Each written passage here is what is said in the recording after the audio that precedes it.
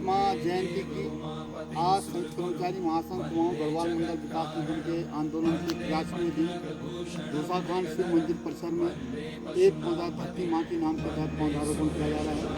सबके ऊपर माँ ओम नमः शिवाय, हर हर महादेव।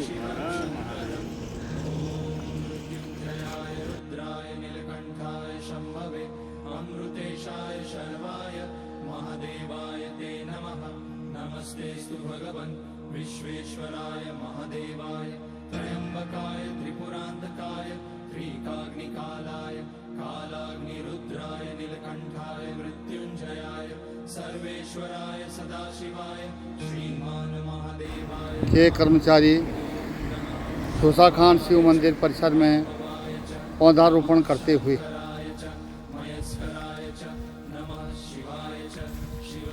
रे